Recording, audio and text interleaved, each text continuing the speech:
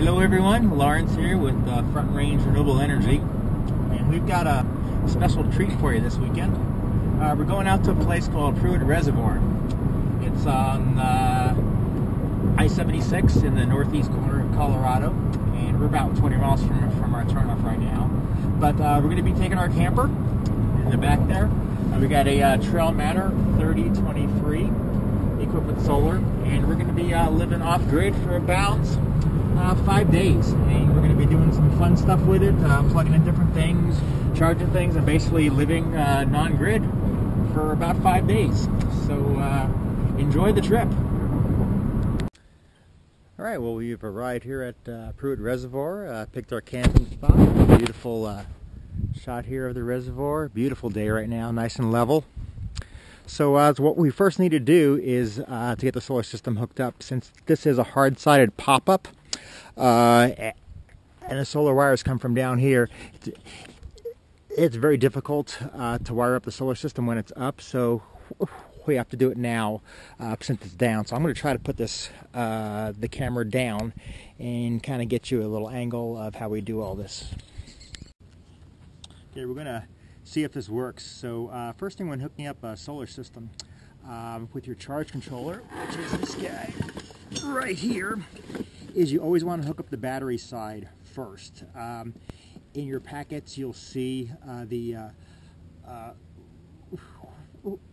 wiring up type instructions, and it's going to say always hook up the battery side first. What that's going to do is let the charge controller sense the battery's voltage and make sure it's all cool and everything's running hunky-dory. And then once the battery side has been sensed, you can then hook up the solar. So I'm going to try to do this here while the camera's going, and wish me luck. So first thing I need to do is pop open my battery boxes. So I'm going to take the little straps off that hold the top of the battery down. I have 3 batteries on here, 3 12-volt lead acid deep cycle batteries. Each one's rated at 122 amp hours. So I have a total of 366 amp hours worth of storage here on the battery bank, which is quite a bit for off-grid living. But of course, the more you have, the better it's going to be. These little clips are about the hardest thing to get off on these things. Let's see if I get this back one here off. There we go.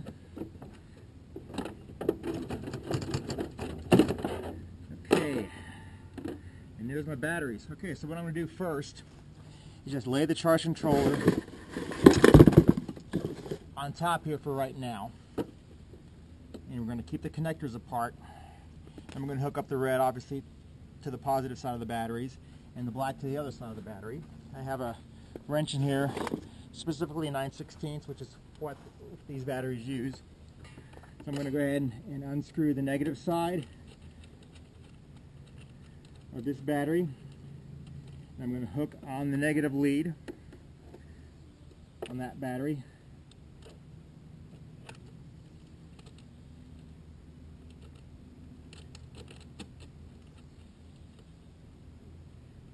Okay, and tighten that down fairly tight. Of course, a good connection is the best connection. And I'm going to unloosen the positive terminal of the other battery, because these batteries are wired in parallel to keep the 12-volt circuit. So putting now my positive lead, always mark it with red on the positive side of the battery. Okay, and the charge controller is starting up. I'll try to show you that here in a second, if I can get this tightened up quick enough.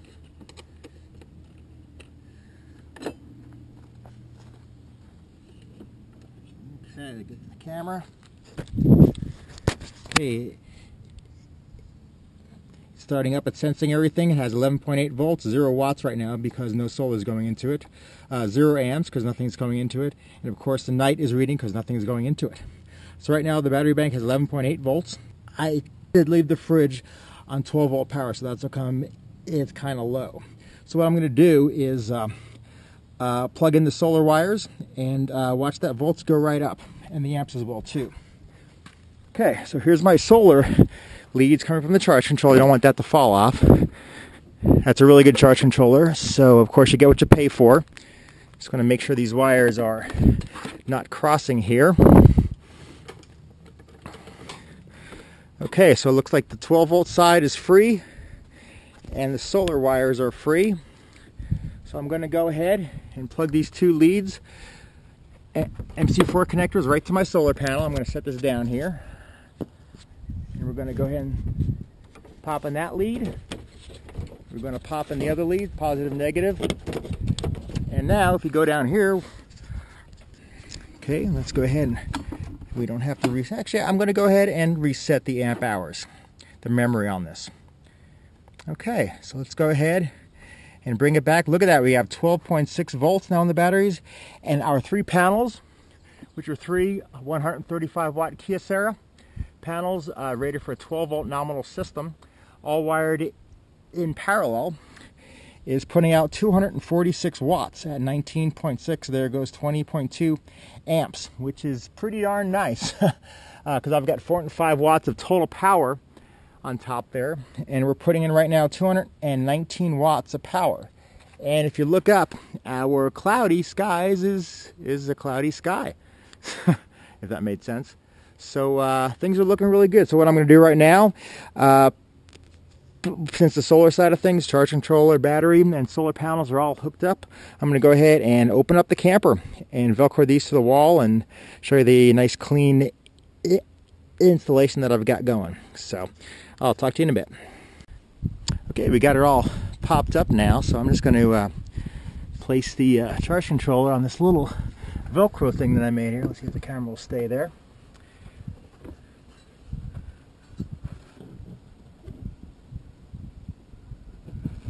Pretty much out of the way of elements and rain and that sort of thing. And if you look right now, we're popping in 13.4 volts, 266, 280 watts, 293. Of course, the sun must be poking out right now behind a cloud.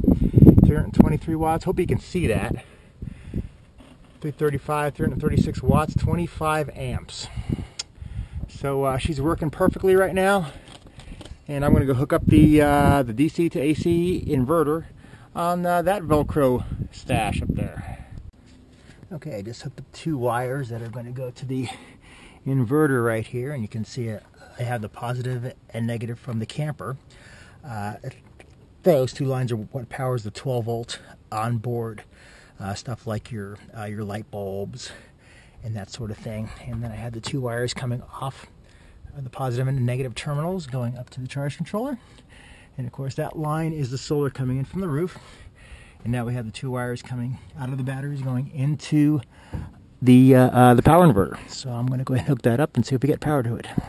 Okay, I got the wires all hooked up there coming from the battery. And I'm going to go ahead and on the other side of the tongue here and turn it on. And this inverter actually has a digital readout for battery voltage. So it'll actually scroll between battery voltage and load coming out. So 13 volts right now is what it's showing coming out of the batteries. And if you look at the charge controller, solar's putting in, and we're at 13.6 volts right now, 332 watts. So that means that these solar panels right now are putting out about 75% of their full capacity, which is pretty awesome.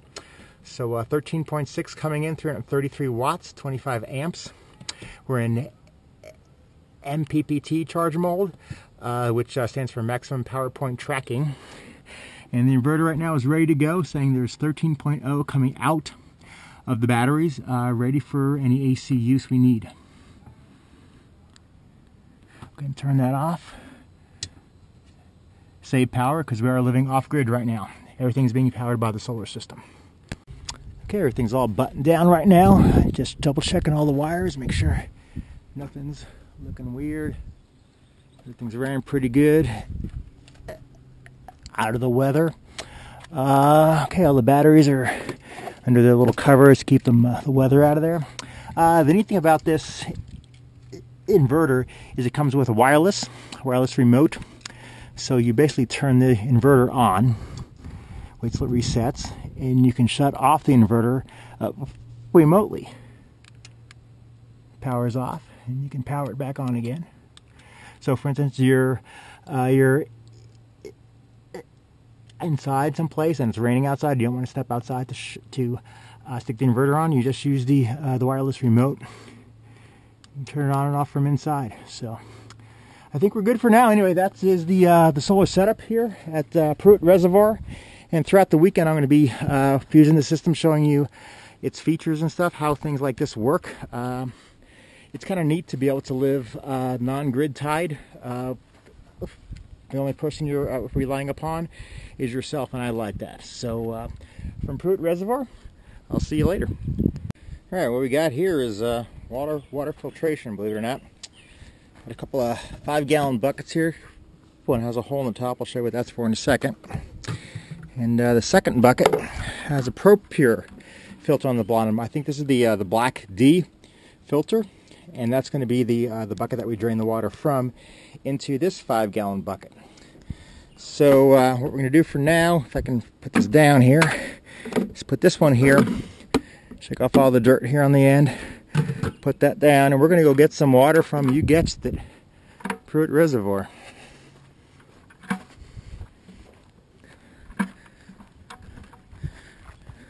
Yes, it looks a little murky, don't you think? So we're just going to dump this in here. Fill it up with a little bit. You know, we don't really need a whole lot. We're just going to kind of test it, see how it works. Okay, and there we go. Looks pretty ooky, huh? Pretty yellowish. So we're going to put it on top of our filter there, let it drip through the filter and go into the bottom bucket, and you're going to see night and day out of this. In fact, it might be dripping a little bit right now out of the thing. Not quite yet. But we're going to set this right on top of here, and we'll come back in a little bit and see what she looks like. Okay, we got our top 5-gallon bucket there, filled up with water compliments of Prewitt Reservoir, and it's dripping right now through the ProPure filter into the bottom bucket, which will be used for like washing and showers and that kind of thing. But I've got a couple meters here I'd like to show you. The first one is a TDS meter. It stands for Total Dissolved Solids. And it basically measures every contaminant in a liquid situation, from pops to water to you know what. So we're going to turn it on, and we're going to put it in the water here and see what the number says.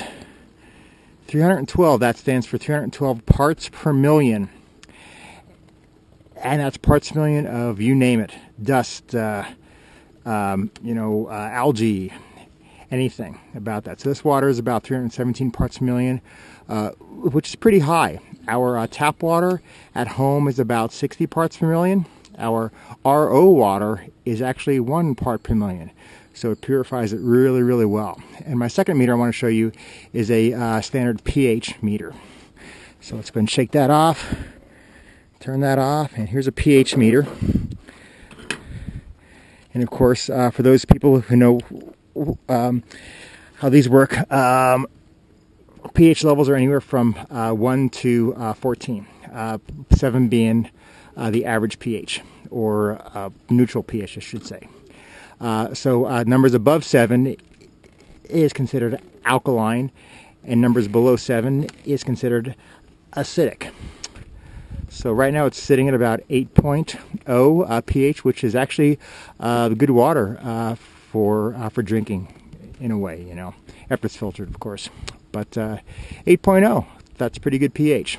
So just want to show you those 2 meters that I use on occasion, actually quite a bit, for testing waters from stuff being filtered, and tap waters and different types of water sources. So, all right, I'm actually using the inverter right now to charge up my marine radio. It has weather radio on there as well too, so we once a day or so just to check the weather, keep up on things. It looks like the voltage coming in is 14.7. The charge controller right now is also reading 14.7. We're getting 91 watts, but we're also on absorption charge, which is a good thing. And the radio is just charging just fine. Good morning, everyone. It's Lawrence here with Front Range Renewable Energy again. Beautiful Saturday here at Prewitt Reservoir. Here's our local companions. gallons everywhere practically. Beautiful day here today. Wind's coming from the north today. And so I just want to get some little bit of footage here on our solar, how it's doing this morning. It's about 8:10 right now in the morning, and we're putting in about 107 watts, 13.6 volts, 7.9 amps, and the sun is pretty low in the sky. Just came up a little bit, but should be going to absorption charge pretty soon, and then float charge after that. But here's our rain barrel from a couple days ago. We'll take a peek in there. It's down a couple gallons. It's filtering a couple. Oh, there's a little bug in there. It's filtering down a couple gallons, but the main part of this is to look in the bottom bucket. See if I can do this here. We have to put you down for a second.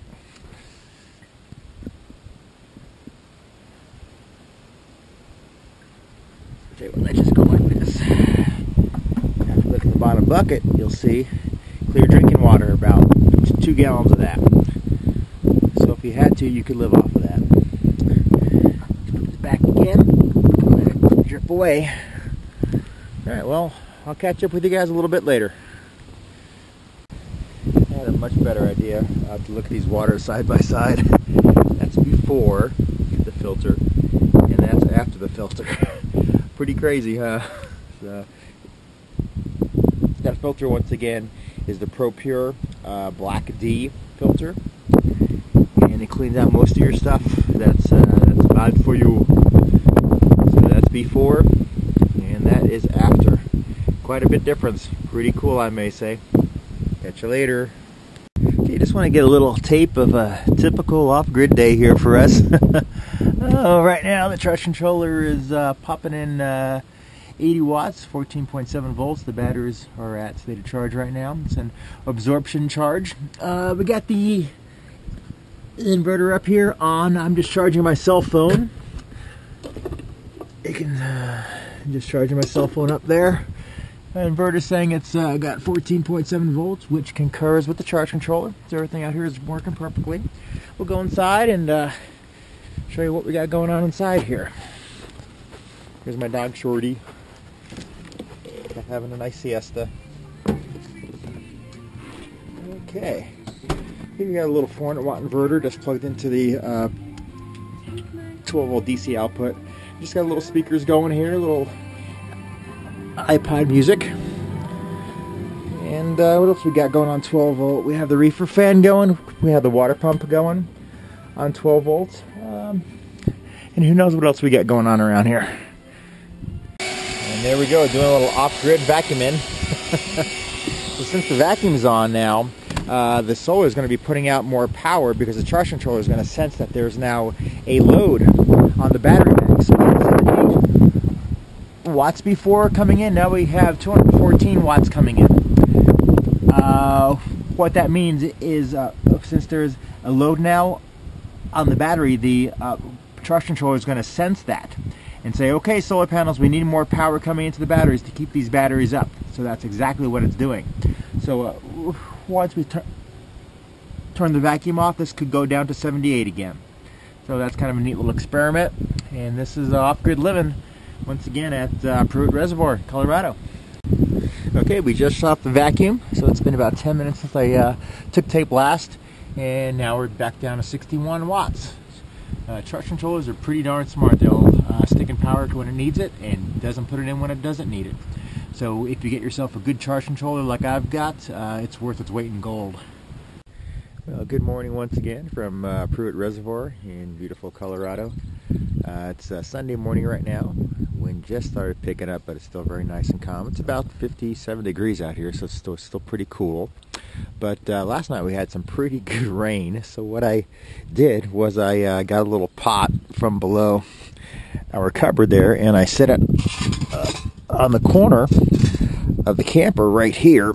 So as the rain dripped down from the corner, it filled up the bucket. So I'm going to do a little TDS test on this and see what the TDS for this rainwater is.